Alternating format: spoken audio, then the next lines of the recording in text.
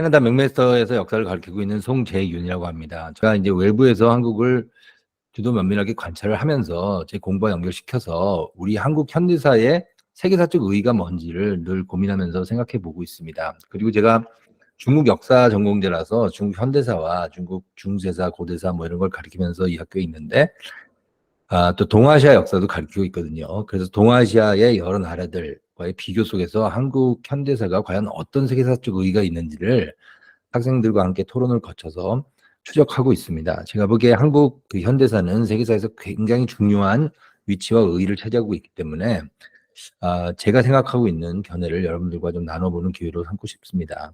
근데 첫 번째는 한국사 교과서의 문제에 대해서 제가 얘기를 좀 여러분들과 나눠보도록 하고, 두 번째는 슬픈 중국 대한민국을 위협하다는 주제로 설명을 드리고, 세 번째는 한국 현정사에 어떤 위기라고 생각되는 면이 있는데 그 위기가 무엇인지 제가 좀 구명해 보도록 하겠습니다. 한국 현대사 교과서, 한국사 교과서가 이대로 좋은가? 저는 굉장히 심각하게 이 문제를 바라보고 있습니다. 제가 그래서 조선일보 그 칼럼에서도 이제 이 문제를 여러 번 지적을 했는데 여러분들과 함께 이 책의 중요성을 좀 공유하고 싶습니다. Why Nations Fail이라는 책인데 경제사학자들이 15년간 연구를 통해서 전 세계의 경제적 흥망성쇠를 설명하는 아주 중요한 저서입니다. 이 책이 나온 다음에 이제 굉장히 큰 반향이 일어났는데 이 책의 그 뒷면을 보면 아주 재밌는 구절이 있습니다. 여기 보면 과연 문화냐, 기후냐, 질이냐, 어떤 것이 그 부와 그 빈의 차이를 결정짓느냐, 이런 질문을 던진 다음에 이 사람들이 놀랍게도 한국 사례를 들고 있습니다. 보통 우리가 이제 영어권에서 책을 내면 그 책 뒤에다가 아주 고심을 해가지고 광고 문안을 적거든요. 그 광고 문안을 영어로 블러브라고 하는데 그 블러브가 좋아야지 사실 책이 팔립니다. 그리고 반향을 일으키죠. 이 사람들이 고민을 거듭한 끝에 세계사 책을 내면서 한국의 사례를 가장 중요한 케이스로 제시를 하고 있습니다. 여기 보면은 한국은 놀랍도록 동질적인 사회인데 그럼에도 불구하고 북한은 전 세계에서 가장 가난한 최빈국이 되어 있고 남한은 세계에서 가장 잘 사는 나라에 속해 있다. 이 이유가 무엇인지를 이 사람들이 규명하기 위해서 이 책을 썼다는 것이죠. 그래서 내린 결론이 한 나라의 흥망성쇠를 결정짓는 가장 중요한 원인은 기후도 아니고 문화도 아니고 지리도 아니고 그 모든 것보다 더 중요한 것이 바로 정치인데 그 정치가 어떤 제도적 발전 궤적을 결정짓기 때문이다. 이런 얘기를 했습니다. 그러면서 Political Economic Institution이 경제적 성공의 성패를 좌우한다는 아주 중요한 태제를 제시했습니다. 그래서 이제 제가 그걸 한국말로 좀 정리를 해봤는데 북한은 지구에서 최빈국에 속해 있고 남한은 최부국에 속해 있다. 남북한의 차이는 상이한 정치적 제도적 궤적을 창출한 정치의 결과였다. 저는 이게 굉장히 의미심장하고 중요한 태제라고 생각을 합니다. 제가 중국 현대사를 늘 가르쳐 왔는데 중국 현대사와 한국 현대사를 비교해 보면 이 점이 너무나 극명하게 차이가 납니다. 중국 현대사를 보면 마오쩌둥이 지배를 했던 1949년부터 76년까지 중국은 최빈국계에 속해 있었습니다. 경제 성장은 굉장히 저조한 상태를 벗어나지 못했고요. 특히 1950년대 말과 60년대는 대혼란에 직면했습니다. 그 모든 것이 그 모택동이라는 한 개인의 정치적 권력에서 나왔고 그 권력을 제어하지 못하는 중국 헌정사의 무기력에서 발생했다는 것이 저희 판단입니다. 그것과 그 중국의 현대사를 한국의 현대사를 비교해 보면 굉장히 큰 차이점이 있죠. 한국 교과서를 보면 이러한 문제점을 사람들이 제대로 설명하지 못하고 있다는 안타까움을 제가 느끼지 않을 수가 없습니다. 경희대에 계시나 허동윤 교수가 지적을 하셨는데요. 이 한국 교과서 집필자들의 사상적 궤적을 추적해 보면 대부분 80년대부터 낡은 수정주의의 영향을 아주 깊게 받은 사람들이라고 할 수가 있습니다. 제가 아는 사람들도 많이 있는데요. 이분들과 대화를 해보면 한국 현대사에 대해서 굉장히 부정적인 의식을 공유하고 있습니다. 자칭 진보 세력이라고 불리는 사람들인데 이 사람들의 시대착오와 현실 왜곡은 그 뿌리가 굉장히 깊습니다.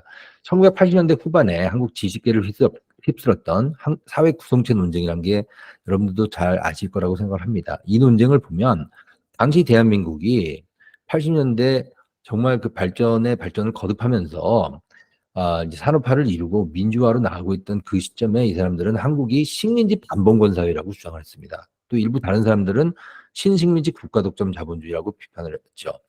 그래가지고 그게 이제 그 운동권의 두 뿌리를 이루게 되는데 하나는 민족해방 세력이라고 부르고 또 하나는 민중민주 세력이라고 부르는 NL과 PD의 대립이 여기서부터 시작이 됐습니다.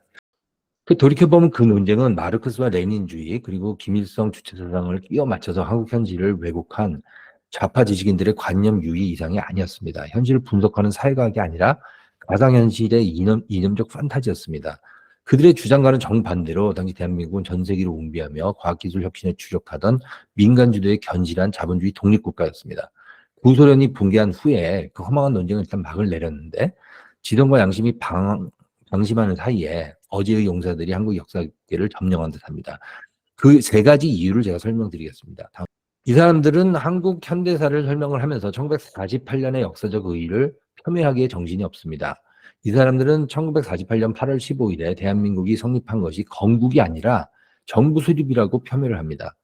건국이란 말을 쓰지 않는 이유는 그 당시에 8월 15일 날 만들어졌던 대한민국의 최초 대통령이 이승만 대통령인데 이 사람들이 가지고 있는 뿌리 깊은 이승만 정권에 대한 반감 때문이 아닌가 저는 그렇게 생각하고 있습니다. 건국이라는 단어는 단순히 어떤 역사적 사건을 좋아한다 싫어한다는 개인적 호호가 아니라 사회과학적으로 엄밀하게 정의돼야 되는 개념입니다. 건국이 되려면 영토와 주권과 국민이 있어야 됩니다. 그렇기 때문에 중국 현대사를 우리가 설명할 때 1949년 10월 1일을 건국절이라고 부릅니다. 중화인민공화국은 중국 공산당에 의해서 1949년 10월 1일 날 건국되었습니다. 그런데 우리나라 교과서에서는 대한민국 수립을 건국이라고 쓰지 않고 정부 수립이라고 쓰고 있습니다.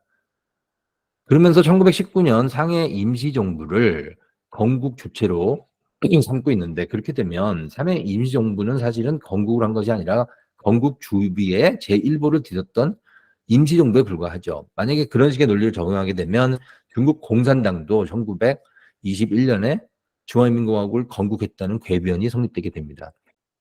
그래서 이제 중국에서는 49년에 건국이 됐는데 한국에서는 48년에 정부 수립이 됐다는 이게 모순된 주장이 교과서에 버젓이 실려 있는 이런 부조리한 사태가 지금도 계속되고 있습니다.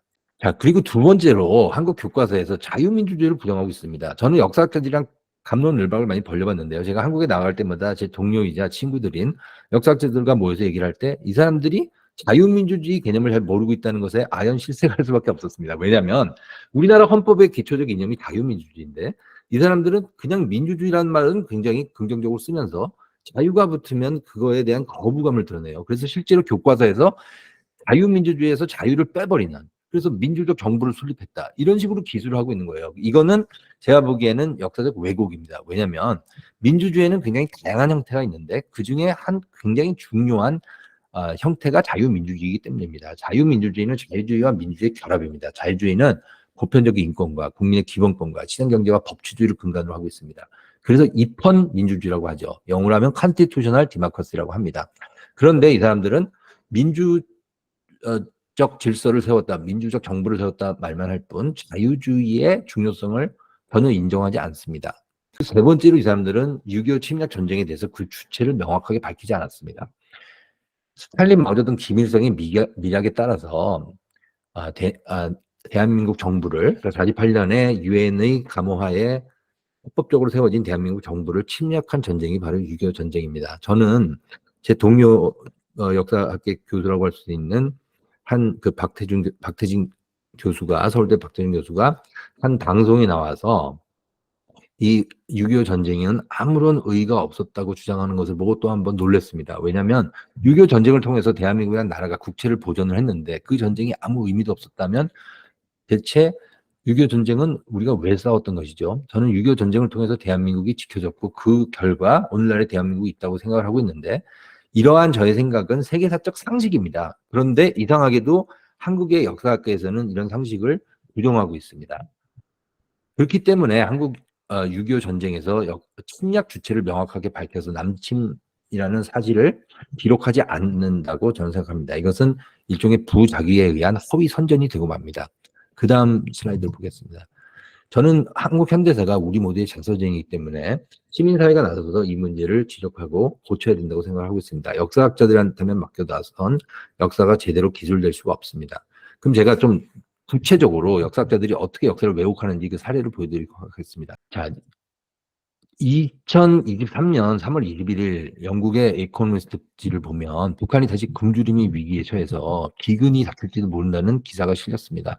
유엔은 2019년부터 21년까지 당시 41%의 북한 주민이 영양 실조 상태에 빠져 있다고 얘기를 했습니다.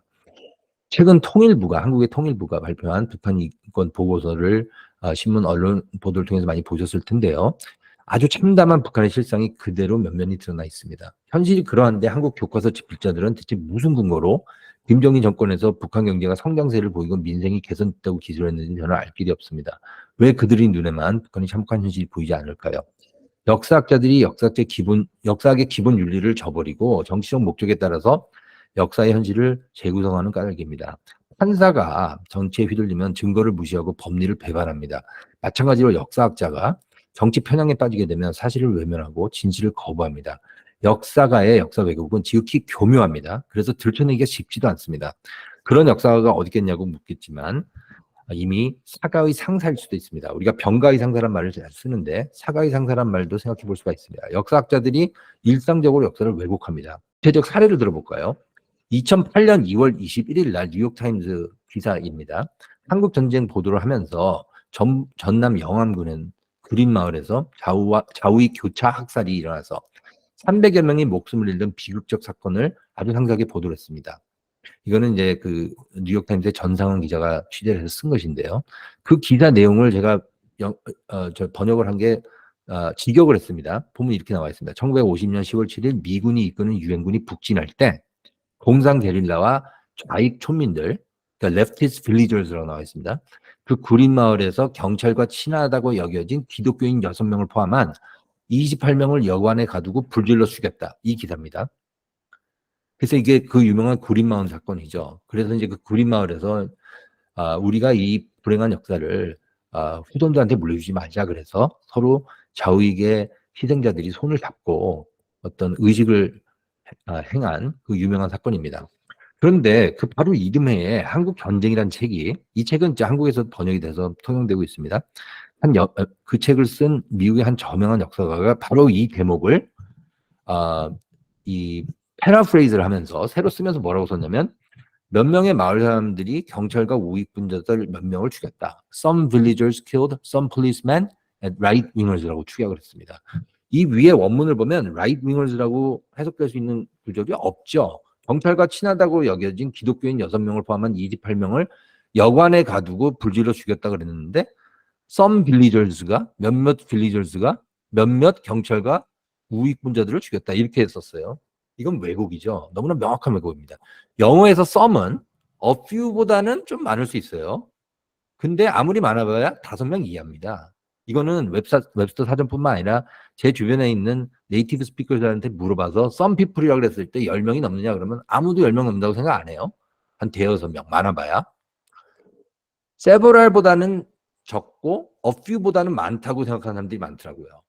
세버랄이야 그래봐야 5명 정도죠. 근데 28명 죽인 거를 some villagers가 some policemen과 right-wingers를 죽였다고 왜곡을 버젓이 합니다. 역사가가 경찰과 친하다고 여겨진 기독교인 6명을 포함한 28명을 경찰과 우익분자들 몇 명으로 뒤바꾸고 공상 게릴라와 좌파 촌민들을 몇 명의 마을 사람들로 고쳤었다면 원문을 악의적으로 곡해했던 혐의를 벗어날 수가 없습니다. 현장 답사도 안 하고 문서 검증도 없이 달랑 신문기사 하나를 옮겨 쓰는데 이처럼 황당한 왜곡과 오독을 범한 역사학자가 과연 누구일까요? 그 다음 슬라이드를 보시면 그 사람의 정체가 있습니다. 바로 이 브루스 커밍스입니다. 유명한. 브루스 커밍스는 너무나 중요한 사람이죠. 1980년대 수정주의 이론을 들고 나와서 한국전쟁의 기원이라는 책을 썼고 이 사람의 영향을 받은 일군의 역사학자들이 아직까지도 우리나라 역사학계를 장악하고 있습니다. 이른바 허동영 교수가 얘기했던 수정주의자들인데 이 사람의 책을 저는 보면서 이런 걸 한두 개 발견한 게 아닙니다. 보면은 너무나 그런 교묘한 왜곡이 많이 나와 있어서 저는 브루스 커밍스 실화가 만들었다고 생각이 들어요. 이 사람의 학술적 기여가 없느냐? 당연히 있습니다. 한국 전쟁을 다각적으로 보게 만들었고 또 많은 사료를 발굴했고 그 다음에 또 이제 한국 전쟁이 가지고 있었던 어떤 좌우익 대립이라니 어떤 내전적 성격이라든지 그런 거를 조명했던 중요한 역할을 했다고 볼 수는 있어요. 그렇지만 이 사람의 이론은 1990년대 소련의 아카이브가 밝혀지면서 완전히 산산조각이 났습니다. 수정주의는 무너졌죠. 그럼에도 불구하고 이 사람의 권위는 아직까지도 독보적입니다. 2007년도에 제1회 김대중 학술상을 받는 영예를 누렸는데 그때 심사위원으로 들어갔던 사람이 백낙천 교수와 최장직 교수와 뭐 이런 사람들입니다. 그런 분들이 한치의 망설임도 없이 브루스 커밍스 교수를 제1회 김대중 학술상을 수상자로 선택을 했죠. 그만큼 브루스 커밍스가 중요한 인물로 한국학에서 영광을 누리고 있는데 제가 이분의 저서를 읽으면서 이런 식의 문제점을 너무나 많이 발견했습니다. 그래서 제가 이 기사를 사실은 신문, 조선일보 칼럼으로 제가 떴어요. 근데 아직까지 이제 반론이라든지 뭐 반영 같은 게 없더라고요, 저쪽에서. 그런 거 보면 이 사람들이 할 말이 없는 겁니다. 제가 한국 좌파 우상이라고 할 수 있는데 이 커밍스가 미국 학계에서는 많이 호평을 당합니다. 왜냐하면 미국의 결점에 관해서는 설교를 하는데 그런 그 설교를 원하는 독자들에게는 필독서가 되겠지만 일반 한국 전쟁의 실상을 알고 싶은 사람들한테는 아무런 새로운 정보를 제공하지 못한다는 거죠. 그래서 이 사람이 한국 전쟁이라 기원이라는 책을 쓰고 또 2000년대 들어와서 2009년도에 그래서 저는 제가 생각하기에 대한민국 정통 세력의 역사서가 필요한데 아직까지도 우리는 대한민국 정통 세력의 역사서를 가지고 있지 못합니다. 그게 저는 굉장히 큰 문제라고 생각을 하고 있죠. 그래서 왜 그럴까 생각해 보면 우파들이 역사를 등한시하고 그다음에 구체적 경험 현실을 탐구하지 않기 때문이 아닌가. 그래서 우리가 그람시가 말하는 어떤 진지전에서 우파가 밀려서 대한민국 정통 세력이 밀려서 교과서 하나 갖지 못하고 있는 이런 불우한 환경에 처해 있지 않나 저는 그렇게 생각합니다. 그래서 대한민국 현대사에는 분명히 역사의 신이 살아 숨쉬고 있었습니다. 저는 대한민국 현대사를 볼 때마다 제가 외국에서 너무나 놀랄 정도로 대한민국 발전에 감탄을 금하지 않을 수가 없습니다. 제가 학생들한테 얘기를 하면서 한국과 북한을 비교를 하고 또 한국이 가지고 있는 어떤 산업 인프라라든지 반도체라든지 한국이 가지고 있는 문화적 역량이라든지 이런 거를 간단히 몇 가지만 사례만 보여줘도 이 캐나다 학생들이 전부 다 놀래죠. 어떻게 이런 식의 역사적 기적이 가능한가? 그리고 이들이 열등감을 느낄 정도입니다. 왜냐하면 캐나다에도 원래 블랙베리라는 회사가 있었는데 삼성에 밀려서 핸드폰 시장에서 완전 밀려나 버렸죠. 그런데 그 이후에 최근 10년의 역사를 봐도 한국은 반도체로 전 세계를 장악을 하고 최첨단 기술력을 가지고 뭐 전장 사업부터 해가지고 뭐 가전 사업은 말할 것도 없고 너무나 놀라운 발전을 계속 이어가고 있기 때문에 한국을 연구해야 되는 역사적 필요가 있습니다. 이 사람들한테. 그런데도 불구하고 한국 현대사 교과서에는 한국 역사가 너무나 만신창이로 무너져 있습니다. 그래서 역사의 신이 한국 역사에서는 실제로 하는데 교과서에는 사라져버렸습니다. 저는 이것을 너무나 큰 문제라고 생각하고 있습니다. 저는 지난 정권을 보면서 이 정권은 무너져야 된다고 생각을 했고 제가 실제로 칼럼을 써서 중국을 비판했던 이유 중에 하나가 그 대한민국의 친중 세력과 친북 세력과 그다음에 좌파 세력이 하나로 뭉쳐진 삼두마차라는 생각이 들어서 그랬습니다. 대표적인 예를 하나만 들어보겠습니다. 이게 2022년 3월 1일 날 문재인 대통령이 직접 했던 3.1절 기념사입니다. 거기서 뭐라고 했냐면 대한민국 첫 민주정부가 김대중 정부라고 얘기했습니다. 저는 이 말을 듣고 정말 아연실색할 수밖에 없었습니다. 왜냐하면 우리가 대한민국 역사를 바로 안다면 이런 얘기는 할 수가 없는 거거든요. 그 다음 슬라이드 보겠습니다. 1948년도 5월 10일 날 대한민국은 유엔의 감시하에 총선거를 치렀습니다. 그래서 1988월 15일 날 공식적으로 수립이 되었죠. 중앙선관위 자료를 제가 뒤져봤더니 5월 10일 날 총선거는 전국 만 21세 이상의 남녀 총유권자 810만 명 중에서 785만 명, 그러니까 96.4%가 선거인 등록을 해서 95.5%가 투표를 했습니다. 이때 우리가 36년 동안 식민지를 딛고 3년 후에 미군정을 거치고 나서 나라를 한번 제대로 만들어 보겠다고 전 국민이 참여를 한 겁니다. 이게 민주선거 아니면 어느 게 민주선거입니까? 그래서 대한민국 최초의 선거는 그렇게 국민의 압도적 다수가 나라 세우기에 열망을 갖고 적극적으로 참여해서 만든 명실공히 보통평등 직접 비밀선거였고 그러한 선거를 통해서 만들어진 재헌의회가 헌법을 제정을 해서 7월 17일이죠. 그래서 대한민국 헌법이 공표가 됐고 그 헌법에 따라서 간접 선거로 제1대 대통령으로 이승만이 선출이 되었습니다. 한국 헌정사 최초의 민주정권은 97년도에 등장한 김대중 정권이 아니고 48년도에 출범된 바로 그 정부였습니다. 이게 기초상식인데 왜 대한민국에서는 이런 기초상식이 받아들여지지 않을까요? 그리하여 대통령의 입을 통해서 그 전에 있었던 헌정사는 전부 다 부정을 하고 97년부터 최초의 민주정권이 세워졌다는 반역사적이고 비역사적인 그런 해석이 대통령의 입을 통해서 전 국민 앞에 공표될 수 있을까요? 저는 그건 아주 굉장히 큰 문제라고 생각을 합니다. 한국 현대사의 실현을 보면 제가 보기엔 세계사적으로 볼 때 이승만 정권을 통해서 아니면 박정희 정권을 통해서 자행됐던 뭐 독재라든지 이 정도를 안 겪은 신생 민주정권은 없습니다. 이거는 후발 개도국의 숙명입니다. 이제 저는 한국 현대사를 볼 때 비교적 관점을 채야 된다고 보는데요. 제가 중국 현대사를 슬픈 중국이라는 3부작으로 쓰고 지금 다 써가지고 이제 제3부가 이제 출간을 앞두고 있는데요. 출판사에 원고를 넘겼고 그럼에도 불구하고 이제 신문사 요청에 의해서 제가 좀 더 그 오늘날의 중국 문제를 비판하는 슬픈 국 시리즈 연재물을 이어가고 있습니다. 그런데 제가 중국을 봤던 가장 중요한 이유는 제가 한국 사람으로서 한국을 이해하기 위해서는 한국만 떼놓고 보는 것은 그거는 어리석은 관점입니다. 역사학은 기본적으로 비교를 통해서 인간을 이해하는 학문이기 때문입니다. 중국을 보지 않고서 한국을 이해할 수가 없습니다.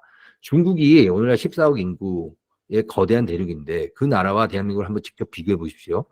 어느 나라가 세계사적 인류의 보편 가치를 실현하는 역사를 거쳐왔습니까? 한국은 26년 초고속 경제성장으로 산업화를 이루고 민주주의의 암흑기를 거쳐갔지만 일자리가 늘어나고 소득이 증대도 깨어있는 시민 다수는 권위주의 개발 독재를 거부하고 파란만장한 80년대 지속적 민주화 투쟁을 거쳐서 직선제 개헌으로 갔고요. 그래서 87년 이후 탄생한 7명, 이제 8명이죠. 대통령은 모두가 국민 투표에 의해서 민주적으로 선출된 민주 대통령입니다. 그래서 그 평화적 정권 교체가 무려 4차례나 이루어지는 기적의 역사를 썼죠. 그런 과정을 보면 대한민국 역사는 세계사에서 아주 모범, 교과서에 실릴 만큼 고전적인 자유와 민주의 획대 과정이라고 할 수가 있습니다. 재헌회가 최초로 가치를 선양했던 자유와 민주의 이념이 지속적으로 실현되어간 역동적인 자유와 적극적인 민주화의 과정이었습니다. 200년 전까지만 해도 인류는 왕정의 시민들이었습니다. 이제 인류의 다수는 직접 국민의 대표를 뽑는 민주시민이 되었는데요. 인류 현대사에서 민주주의의 세계적 확산은 그 이유가 너무나 자명합니다. 부패하고 무능한 정권이 경제를 망치고 법치를 파괴할 때 총칼 들고 싸울 필요 없이 평화적인 선거로 권력을 바꿀 수 있기 때문이죠. 한국 현대사는 4번의 정권 교체를 통해서 그런 민주적 역사에 아주 모범 사례를 세워왔습니다. 자, 그런 맥락에서 제가 한국 사람들한테 가장 효과적으로 한국 현대사의 성공 사례를 보여주는 방법은 바로 우리 이웃에 있는 거대한 나라인 중국의 실패를 거울 삼는 거라고 저는 생각하고 있습니다. 역사학은 사마광이 자치통감이라는 책 제목에서 이미 명쾌하게 보여줬듯 과거의 시행착오를 거울 삼아서 미래를 개척하는 학문입니다. 그런 의미에서 저는 중국의 현대사를 탐구를 하면서 한마디로 중국은 슬픈 중국이라고 할 수 있다고 저는 생각을 했습니다. 예전에 슬픈 열대라는 책이 그 인류학자 레비스트로스라는 사람이 쓴 책이 널리 읽혔죠. 뭐 그런 책을 제가 염두에 두고 썼지만 슬픈 중국이라는 단어 속에 오늘날 중국 현대사의 비극이 다 들어가 있다고 생각을 하는데요. 중국은 일당 독재를 유지되는 전체주의 국가입니다. 지금도. 그리고 이제 시진핑 정권이 등장하면서 점점점 그 전체주의적 성격이 더 강화되고 있는 슬픈 역사를 계속 이어가고 있죠. 그렇게 되면 누가 그 슬픔의 주체가 되냐면 중국 인민들이 슬픔의 주체가 됩니다. 중국 인민과 대한민국 국민을 비교해보면 대한민국 국민이 누리는 자유의 정도가 훨씬 더 큽니다. 민주의 정도가 훨씬 더 크죠. 복지의 정도도 큽니다. 그러니까 우리가 대한민국에 태어났다는 것은 굉장히 큰 기적이고 행운이죠. 그럼에도 불구하고 이 중국에 대한 오해, 막연한 환상, 그리고 중국을 미화하고 그 친중 사대주의에 빠지는 그런 전통이 굉장히 오래 이어졌습니다. 제가 이 시리즈를 처음 시작을 할 때 펜앤마이크라는 인터넷 신문을 통해 가지고 처음 제가 연재를 했었는데 그때가 2018년 1월 3일인가 그렇습니다. 지금부터 5년 전인데 그때만 해도 중국을 비판하는 저서들이 많이 나오지 않았어요. 그리고 제가 이제 그 기자 친구들이랑 말했을 때 저한테 이런 말을 하는 기자가 있었습니다. 문화일보 기자인데요. 중국을 비판하면 대한민국에서는 지적으로 살아남을 수가 없다. 모든 사람들이 중국을 찬양하고 있는데 너만 중국 비판해서 되겠느냐 이런 식의 얘기가 제가 들었어요. 근데 저는 이제 미주에 있고 여기서 제가 흡수한 지식을 통해서 보면 중국 현대사는 실패를 거듭한 너무나 참혹한 역사거든요. 근데 그 역사를 모르고서 대한민국 현대사를 얘기한다는 것이 저는 넌센스라고 느꼈습니다. 예를 들어보겠습니다. 2021년에 그 코로나가 한참 창궐해서 전 세계가 팬데믹에 빠져 있을 때 중국에서 영화를 만들었습니다. 이 영화가 장진호라는 영화인데요. 이 영화를 제가 보고 너무나 놀랐습니다. 이 영화 플롯을 보면 메가더 장군의 인천 상륙 작전과 압록강 이북의 안동 공습에서 시작이 되고요. 6.25 대남 침략에 대해서는 이런 방구 언급도 없습니다. 어떻게 전쟁에서 일어났는데 미군이 와서 우리의 친구들인 그 북조선을 공격을 했으니까 조선을 구하기 위해서 우리의 그 영웅적인 젊은이들이 한반도에 들어갔고 그래서 미국과 싸웠다는 거죠. 그래서 이 영화를 보면 놀랍게도 한국 사람이 한 명도 안 나옵니다. 미군이 나오고요. 그 다음에 중공군이 나옵니다. 그러니까 미국과 중국의 전쟁이라는 것을 너무나 명확히 하는 것이고 이 영화를 만든 중국 공산당 중앙선전부의 의도는 너무나도 명확합니다. 미중 갈등이 고조되고 있는 오늘날 국제정세에서 중국 공산당 중앙위원회 선전부는 2억 달러를 써가지고 이 영화를 만들었는데요. 조국을 사수한 애국 성전으로 미제 침략 전쟁에서 중국 형충들이 조국을 사수한 애국 전쟁으로 윤색하기 위함입니다. 그럴 만한 이데올로기적 이유가 있죠. 지금 현재 그 미중 갈등이 신냉전으로 치닫고 있기 때문인데요. 중국이 이데올로기적 결석을 해야 되만 하는 이념적 근거가 있습니다. 그래서 중국 밖에서는 이게 역사 왜곡 선전물이라고 비판할 수 있지만 중국에서 이 영화가 갖고 있는 그 대중 동원력은 이루 말할 수가 없습니다. 그래서 이제 후속편도 만들어졌고 중국 역사상 최고 흥행작이라는 보도가 막 나오고 그랬었죠. 그래서 6.25 전쟁은 아직 끝나지 않았고 우리는 지금 신냉적의 현지를 계속 살고 있다고 저는 생각이 듭니다. 그래서 그렇기 때문에 이 교과서라든지 아니면 역사 의식을 봤을 때 사람들이 너무나 많은 문제점이 있어서 제가 그 점을 지적을 했고요. 이 중국 이 6.25 전쟁의 세계사적 의의를 가장 명쾌하게 정의 내린 사람은 다름 아닌 6.25가 일어난 그 다음 날 6월 27일 날 미국의 트루만 대통령입니다. 유엔 안전보장이사회에서 독립국을 침략하고 전쟁을 일으킨 공산 세력을 막기 위해 한반도의 군사 개입을 결정을 했습니다.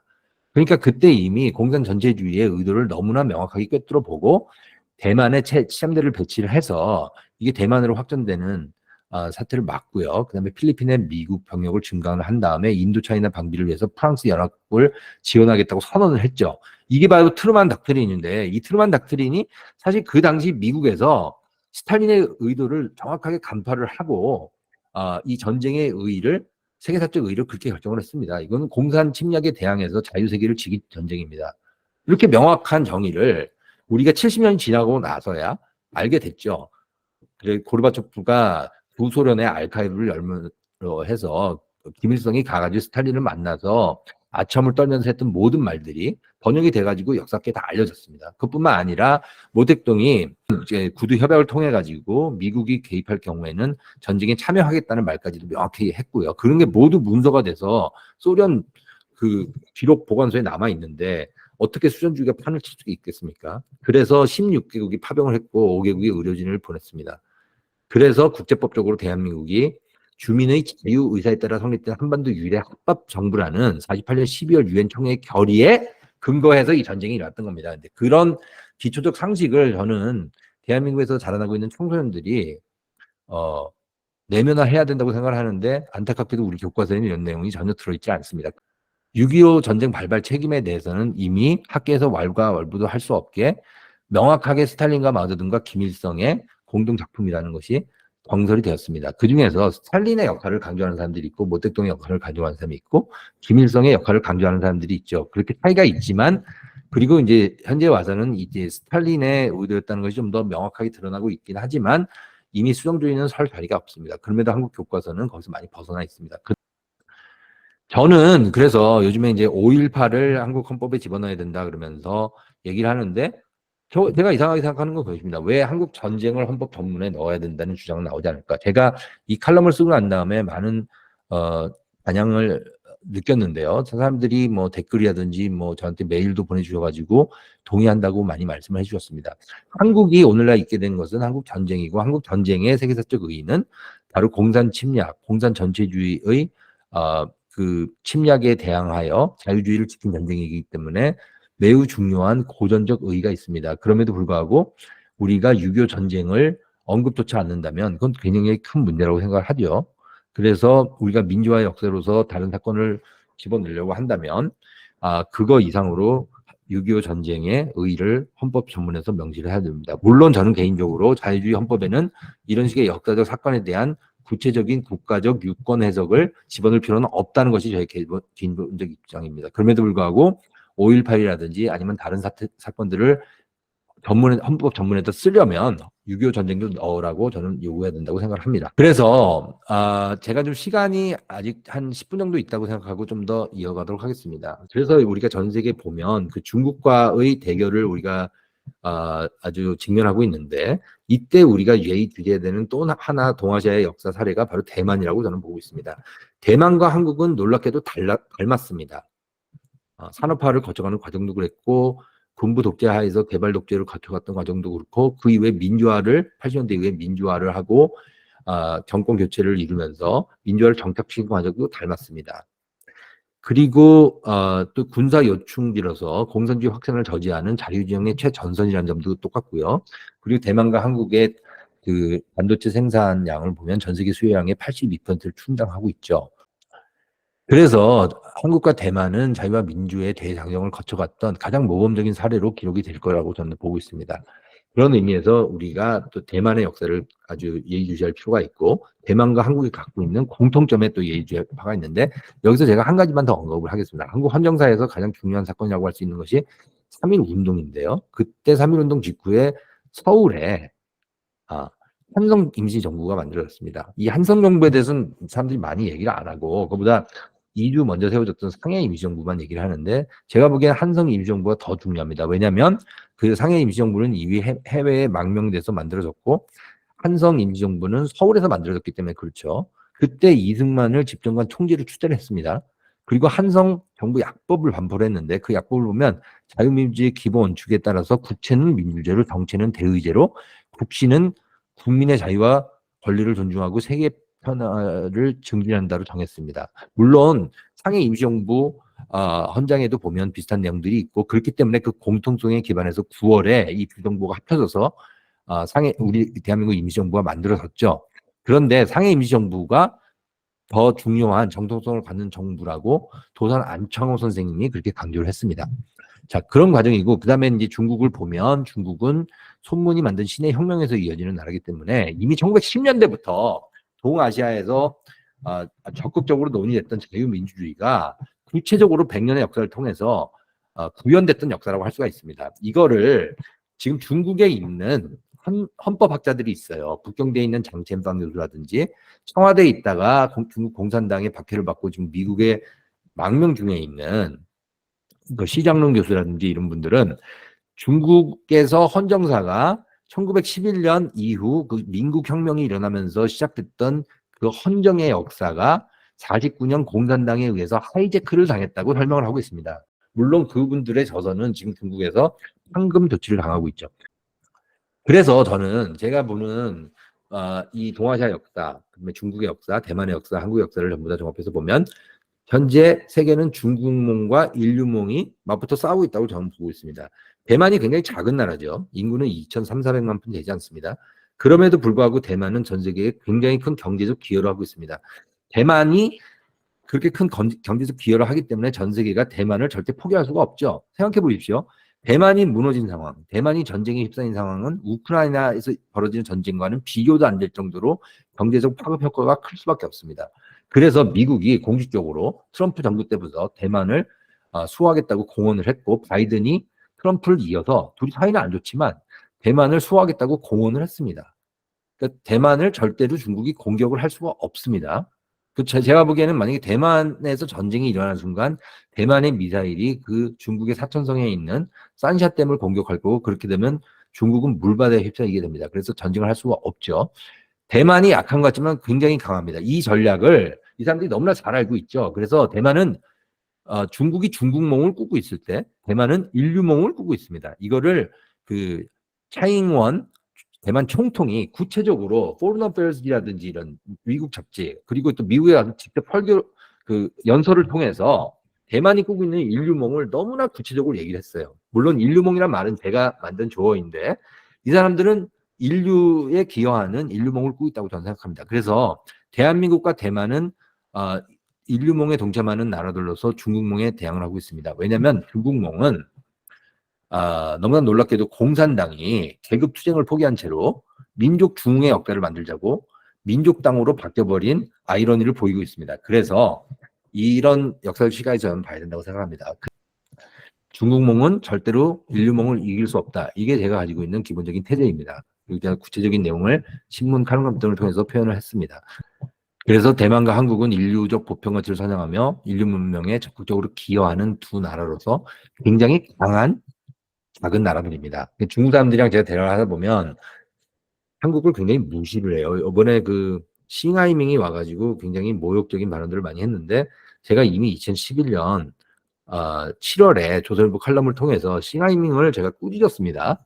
왜냐하면 싱하이밍이 뭐라 그랬냐면은 천하 대세를 따라야지 번창한다고 했는데 천하 대세를 따르지 않은 나라는 대한민국이 아니고 바로 중화인민공화국이기 때문이죠.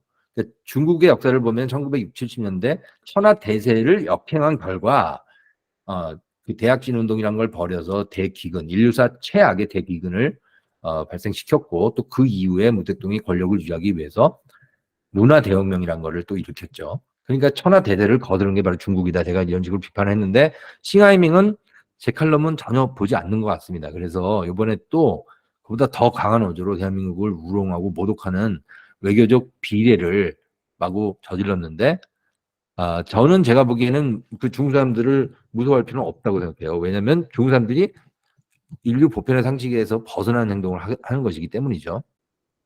자, 제가 이제 정리하면서 대한민국 한국 현대사에서 가장 큰 도전과 또 그 도전을 넘을 수 있는 해법이 무엇인가 제 나름대로 생각해 봤습니다. 그래서 제가 이제 바로 어저께 나갔던 조선일보 칼럼에서 이런 얘기를 썼는데요. 저는 이제 한국 현대사를 신문을 통해서 이제 자료를 통해서 보면서 또 이제 신문을 통해서 한국 전체 현실을 보고 있으면 굉장히 불안한 느낌을 감출 수가 없습니다. 제가 그 캐나다에서 가르치기 전에 미국 테네시 대학에서 또 이제 있었는데 그 테네시 대학에 있을 때 제 동료가 물었습니다. 저랑 같이 이제 뉴욕 타임즈를 보는데 뉴욕 타임즈 일면에 대문짝만하게 큰 사진이 나와 있었어요. 그 사진이 바로 서울에서 일어난 그 광우병 시위입니다. 그 광우병 시위를 보면서 그 친구가 저한테 그래요. 미국에서 소 도축하는 법이 한국의 그 도축법이 미국보다 얼마나 엄하냐. 그래서 제가 그 원령이라든지 한우는 50개월 이상도 통용이 된다고 얘기를 했더니 이 친구가 전형적인 경제적 보호주의구나 뭐 이러면서 한번 광우병 그 스퀘어 그러니까 매드카우 스퀘어라는 대목으로 책을 한번 써보지 그러니 저한테 그러더라고요. 그 정도로 정말 난감한 상황이었습니다. 그럼에도 불구하고 정부가 거의 무력화될 정도로 100일 넘게 시위가 이어지는 걸 보고 저는 어떻게 저런 사태가 있을 수 있을까 생각하면서 고민했습니다. 그게 근데 계속 이어지는 것 같아요. 예를 들면 선관위에서도 굉장히 많은 그 비위 혐의에 휘달려 있는데 자기네들이 헌법기관이라는 이유를 들어서 보안을 점검을 거부하고 불법 채용이 의혹이 막 나오는데도 계속 이 사람들이 법적 근거가 없는 권력을 행사하고 있다는 생각이 듭니다. 그리고 이제 거대 야당은 자당 의원들의 구속에는 무조건 반대하는 방탄국회를 연출하고 있죠. 그리고 얼마 전에 국정농단 경제공동체 등의 정말 기묘한 법률 용어들을 마구 엮어가지고 대통령을 탄핵했던 바로 그 특검은 스스로 특대형 비리에 휘말려 있습니다. 저는 이 정도 되면 법치가 붕괴됐다고 선언을 해야 된다고 저는 생각합니다. 이 문제가 뭔가 저는 생각해보면 아주 오랫동안 생각해왔던 건데 그거는 뭐냐면 우리가 민주주의에 대해서 뭔가 큰 착각을 하고 있다는 생각이 듭니다. 언제부턴가 한국에서는 어떤 세력이든 다수 여론만 장악을 하면 헌법을 무시하고 무슨 조치든 자의적으로 취할 수 있다고 여기는 중우정체 미망과 군중독재의 유혹이 판을 치고 있다고 저는 생각을 합니다. 서울도리로 여론조사가 나오는데 거기서 여론이 한쪽으로 쏠리기만 하면 정치꾼들이 재빨리 자기들이 다수라고 얘기를 하고 국민을 사칭을 합니다. 그러면서 여론몰이가 막 펼쳐지죠. 그 광우병도 그랬고 천안함이 폭침이 일어났는데 그때 여론이 막 움직여가지고 30% 이상 되는 국민이 정부가 조작을 했다고 얘기를 하는 걸 보고 저는 정말 놀랐습니다. 그리고 또 정권을 잡고 나면 모든 재가가 시키기 때문에 선거만 나오면 언제든지 가짜뉴스와 허위 정보가 판을 치죠. 그리고 권력 잡고 나면 대통령은 코드 인사로 제 사람 박아넣기만 하고 있습니다. 이런 파단적 행태. 이거가 그럼 근데 입헌주의자들은 이런 사태를 보고 뭐라고 얘기를 했을까요? 제가 보기에는 이것은 통제돼야 될 완전 민주정의 유혹입니다. 완전 민주정이라고 하는 것을 제가 이제 pure democracy를 완전 민주정이라고 번역을 했는데 흔히 순수 민주정이라고 번역도 하지만 제가 보기에 순수하다 그러면 너무나 긍정적 의미가 있어서 완전 민주정이라고 하면 법적 통제를 받지 않는 다수결주의를 얘기하는 겁니다. 머조리테리아니즘이라고 하는 거죠. 근데 고대에 아리스토텔레스부터 해가지고 정치 이론가들이 전부 다 말을 하기를 완전 민주정은 최악의 무정부 상태로 간다고 얘기를 했습니다. 그래서 왕정이 타락하면 독재정이 만들어지고 귀족정이 타락하면 과두정이 되고 민주정이 타락하면 최악의 무정부 상태가 초래된다고 했고 로마 공화제를 탐구했던 폴리비우스가 로마는 어떻게 해서 이 민주정의 유혹을 극복을 하고 공화제를 세울 수 있는가 탐구했던 거거든요. 공화제라 그러면은 법제를 만든 민주적 요소도 있지만 민주적 요소만으로 휘둘리지 않고 왕정의 장점과 귀족정의 장점과 그다음에 민주제의 장점을 합쳐가지고 결합한 공화제를 만들었기 때문에 로마 제국이 만들었다고 얘기했던 거죠. 그런 공화제의 지혜를 대한민국 정치인들 그다음에 정치인 사상가들이 좀 적극적으로 해석을 해야 되는데 우리나라는 보면 국민 여론만 장악을 하면 모든 것을 할 수 있다는 완전 민주정의 유혹에 빠져 있습니다. 실제로. 그래서 여론조사를 맨날 발표를 하죠. 오죽하면 김어준이라는 사람이 꽃이라는 여론조사를 만들어가지고 여론 조작에 또 맨 선두에 서 있더라고요. 이 사람들이 노리는 건 너무나 간단합니다. 사람들이 민주정이 뭐냐 얘기를 하면 다수가 원하는 대로 다수 여론을 따라서 정부가 움직이는 게 민주정이다. 정부 위에 민심이 있다. 민심을 거두려는 정권은 무너진다. 이런 식의 완전 민주정의 유혹에 빠져 있는데 제가 1910년대에 상해 임시정부가 만들어질 때부터 한성 임시정부가 만들어질 때부터 이 사람들은 공화국을 주장하고 나왔습니다. 우리나라 헌법을 보면 민주공화국이라고 돼 있죠. 그래서 민주공화제를 우리가 되살려야 된다고 생각합니다. 공화제가 무엇이냐? 제가 이해하는 공화제는 너무나 명쾌하게 정의될 수 있습니다. 미국 헌법을 만들었던 연방주의자들 선집을 보면 나와 있습니다. 그러니까 페더럴리스트 페이퍼즈죠. 거기에 넘버 10, 그러니까 10을 썼던 그 메디슨이 주장했던 주장을 우리가 좀 볼 필요가 있는데 자, 민주제에 휘둘리게 되면 그리스 로마에서 벌어졌던 순수 민주정의 대혼란으로 가게 되고 우리가 만드는 나라는 유지되지 못한 채 무너질 것이다. 그래서 어떻게 이 민주제적 요소를 되살리되 그 민주제적 요소를 우리가 관리할 수 있느냐. 그 법제를 만들자. 그랬던 거죠. 그래서 연방정부를 만들자는 거죠. 연방정부를 만드는데 규칙을 다 짠 겁니다. 이 사람들이. 그래서 옛날에 그 2002년도인가요? 알고랑 조지 W 부시랑 붙었을 때 그때 알고가 이겼죠. 그 포퓰러 보트에서. 그래가지고 더 다수 국민의 지지를 받았지만 이 사람들이 그 일렉토럴 칼리지라고 하는 거 그러니까 뭐라 그러죠 우리말로 일렉토럴 칼리지에서는 졌기 때문에 거기에 승복을 했는데 미국에서 거기에 승복하지 않으면 알고는 위헌 혐의에 휘달려서 감옥살이를 해야 됩니다. 승복 안 할 수가 없습니다. 그만큼 미국 헌법을 보면 공화제적 요소가 강조되어 있는 거죠. 공화제의 기본은 권력 분립입니다. 그리고 권력 기관의 상호 감시죠. 그래서 미국에서는 어떤 순수 민주주의를 주장하는 사람들을 우롱하는 조크들이 굉장히 많습니다. 그래서 이 사람들이 민주주의 위험을 알고 국가를 짰고 그래서 미국에서 예를 들면 미국에서 국기에 대한 맹세를 할 때 그 디모크라시에 충성을 한다고 얘기를 하지 않고 리퍼블릭에 충성을 한다고 하죠. 자기네가 만든 나라는 공화제고 공화제는 민주적 절차에 의해서 권력을 창출하고 법에 의해서 통치가 된다고 미국 헌법에 명시가 되어 있습니다. 우리 헌법도 미국 헌법의 지혜를 빌어서 만들어진 헌법입니다. 그래서 우리 헌법에서 민주공화제적 요소를 우리가 적극적으로 해석을 해야 된다고 생각합니다. 그래서 제가 공화주의 원칙에 따르면 민주적으로 선출된 정부는 국가의 근본 가치와 공익 실현을 위해서 노력하고 무엇보다 법의 지배를 구현해야 된다고 썼습니다. 공화국이 존속되려면 국가 권력이 분립돼야 됩니다. 그리고 국가 기관 사이의 견제 균형이 일어나야 되고 시민사회의 감시와 비판이 필수적입니다. 국가 중대사 결정은 권력 집단의 독단이 아니라 전문가 지성인 모든 시민이 참여하는 공적 담론을 거쳐야 됩니다. 그런데 바로 지난 정권 이런 실수를 하면 안 된다는 의미에서 지금 현 정권에도 제가 경종을 울리는 의미로 말씀을 드리면 전문가들의 견해를 완전히 무시한 채로 탈원전 정책을 취했죠. 제가 있는 맥메서 대학에는 캠퍼스 안에 원자로가 있습니다. 그리고 거기서 교수를 하는 분이 서울대 원자력공학과에서 박사까지 하신 분입니다. 그리고 포스닥터로 나왔다가 여기 맥메서 대학에 한국의 원자력공학이 그만큼 발달했기 때문에 교수가 돼서 이미 거의 한 20년째 근무를 하고 있어요. 그 변수영 교수란 분인데 그분이랑 저랑 아주 구체적으로 한국에서 했던 탈원전 정책이 왜 잘못됐는지를 좀 점검을 해봤더니 전문가들의 견해에 따르면 절대로 있을 수 없는 정책이었습니다.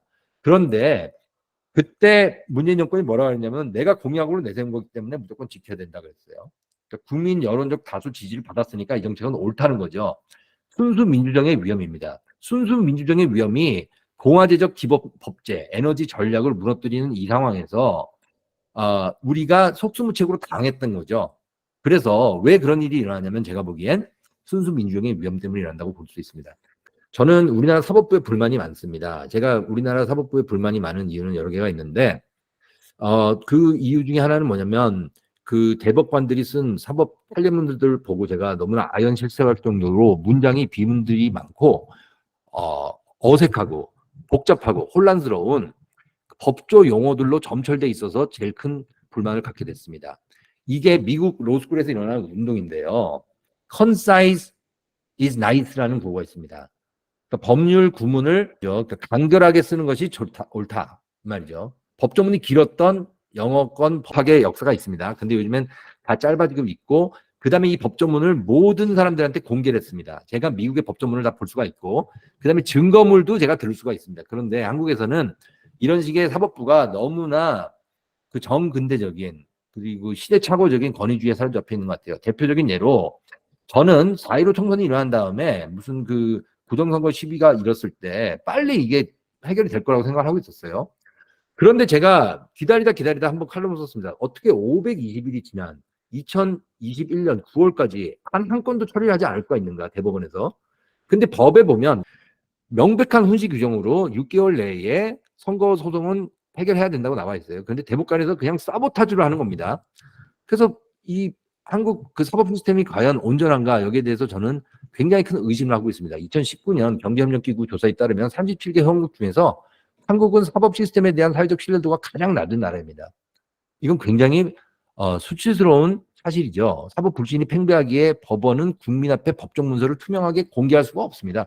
제가 그래서 미국 법조 문서를 제가 봐야 되는 직업적 필요 때문에 그 열람을 하는데 저는 영어 판결문을 보면 철학자들과 역사학자들이 모여서 굉장히 훈련받은 사람들이 전문적인 언어로 명료하게 써놨다는 생각을 늘 합니다. 근데 우리나라 판결문에 대해서 우리나라 판사들이 하는 말은 판결문은 판결 상투어를 쓰지 않으면 적을 수 없는 문장이라고 그래요.